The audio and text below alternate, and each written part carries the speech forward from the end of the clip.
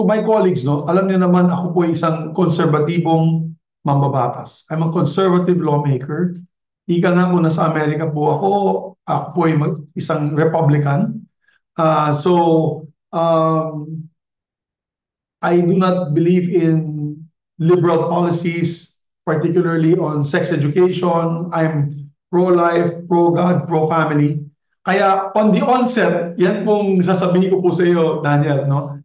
Hindi po ako sang-ayon dito sa Senate Bill number 1979 as written, no? Because meron nga ang Section 6 which is the adolescent education. Of course, itong tinatawag nilang adolescent education, where there'll be sexual adolescent education, where they'll be teaching in kindergarten, in grade school, and in high school, particular sexual education courses. No? If you follow the trend by the United Nations, by the European Union, meron po silang sexual education at an early age. Na biro mo, 6 to 8 years old, tinuturuan na po kayo gumamit ng condom. Diba? Dapat malaman ng taong bayan yan. Gusto ba nilang mga anak nila na 6 years old, 7 years old, tinuturuan na paano gumamit ng condom. Tinuturuan na po sila ng sexual activities and pleasurable activities utilizing our bodies. For example, masturbation and all that. No? Tinuturo na yan as early as 6 to 8 years old. Bilang isang magulang, ako po ay hindi sang-ayon doon. Ako po ay magagalit doon sa ganong klaseng pagtuturo ng mga eskwelahan. At it will push for experimentation with children. Na mangyayari dyan, katulad ng European Union, average age of children having sex is 12 years old. Nagka-12 years old, nagkakaroon na po sila ng sexual experimentation. Dito naman sa ating bansa, we still consider ourselves to be a very conservative country.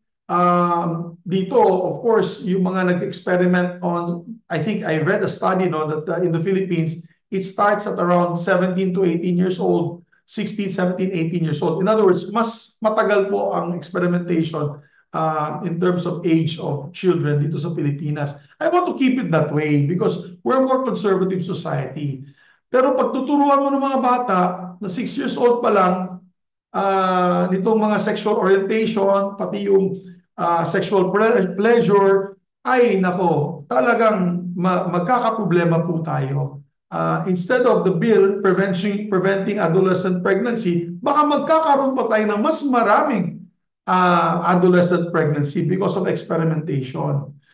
So, the trend now, Dan, sa buong mundo, I want to say this on record, the trend all over the world is going back to conservatism. Tignan mo yung Estados Unidos under the liberal Democrats of Biden. What was their call? Their call was for abortion, legalizing abortion. Tapos gusto nila patayin lahat ng mga bata. Mamaya-maya gusto nila sexual orientation at pagtuturo ng LGBT as early as 6 years old. At gusto po nila ay magkaroon po ng liberal policies pagdating ng sexual education sa mga kabataan. Look what happened. Donald Trump won with the highest margin ever for a Republican in the history of the United States. At lahat, halos majority ng states ng Estados Unidos, panalo siya, pati yung popular vote. Dahil siguro yung mga magulang galit na. Hindi na po nila kaya itong klaseng liberal shift to liberal policies.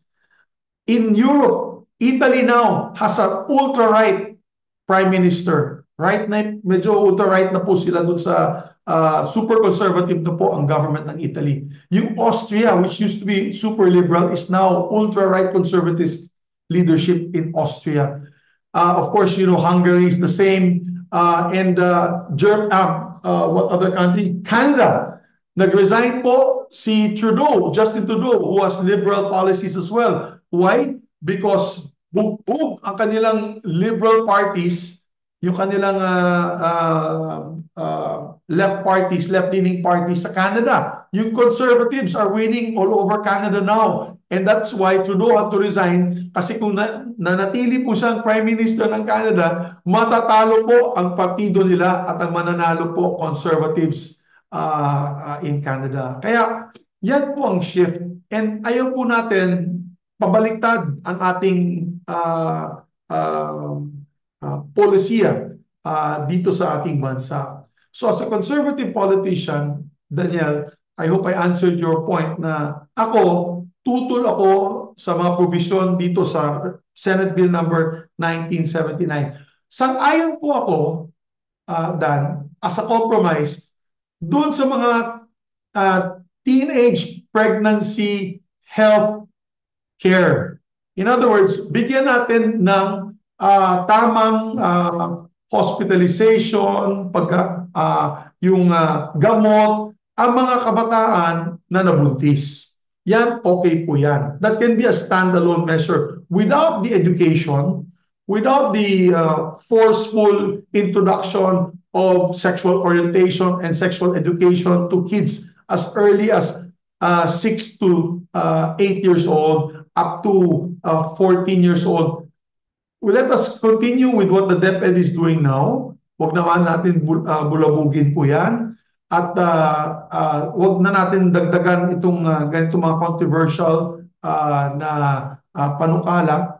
At ako lang ay sang-ayon pagdating sa medical care ng ating adolescent boys and girls, particularly women or girls that get pregnant, no? But of course, without the option of abortion. Hindi dapat option yung abortion. Kasi isa pa yun, sa ibang bansa, yung prevention of adolescent pregnancy, other countries allow abortion. That is an abortion advocacy. Na, yan, what is prevention of adolescent pregnancy? Sasabihin nila, sige, turuan natin mag-condom yung mga bata, 6 to 8 years old. Turuan natin yung proper sex activities para alam po nila kung kailan tawag dito yung I forget the word. It's when the ladies are fertile and unfertile. Tinuturuan din nila yun. And paggagamit ng yung abortifacient. So yan ang ayaw natin mangyari sa ating bansa. And as long as I am there as a legislator, as a conservative legislator, this bill will not, at its face, at this point in time, talagang I will stand back on my position not to allow this to pass. With due respect to Senator Risa, because Senator Risa naman, in fairness to her, she wants to have, of course, she wants to give young teenage pregnant girls a chance for a healthy pregnancy. Okay na sa akin yun. Pero yung mga education, yung mga training, yung mga pagtuturo ng mga kabataan as early as 6 years old, paano gumamit itong mga condom at safe sex, ay hindi po ako sang-ayon dyan. At syempre yung pagbibigay po ng option ng abortion, which is banned under our penal code, by the way. We have no law that allows abortion in the country. So yan, ito mga ito ay kailangan ma-thresh out muna bago ma-discuss ito ng malalim sa plenaryo.